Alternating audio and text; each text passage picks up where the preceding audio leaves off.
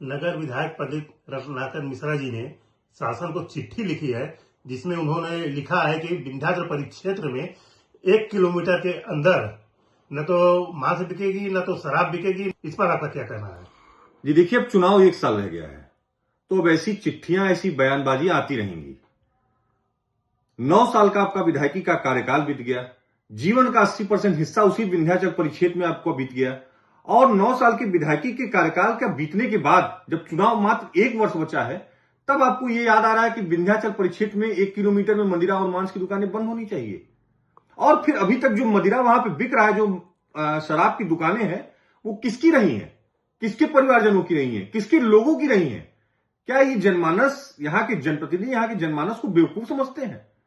और सिर्फ मांस और मदिरा की ही दुकानें क्यों? विंध्याचल तो मादक पदार्थों की बिक्री में हब बन चुका है, मिर्जापुर की राजधानी बन गई है। और ये मैं नहीं कह रहा हूं, ये आपके सांसद महोदया ने कहा है कि विंध्याचल में सबसे अधिक मादक पदार्थों की तस्करी हो रही है। विंध्याचल हमारी धर्मस्थली है। विंध्याचल से पूरे जनपद की पहचान अन्य प्रदेशों में, अन्य देशों में होती है, और वहीं से हमारे विधायक आते हैं, वहीं से हमारे एक न्योता हकारी चहकारी वाले मंत्री बन गए हैं। तो जिस धर्मस्थली क्षेत्र में विधायक रहता हो, एक मंत्री रहता हो, वहां पे अगर मादक पदार्थों की तस्करी हो रही है, मादक पदार्थों की बिक्री हो रही है, तो ये बड़ी शर्म का विषय है।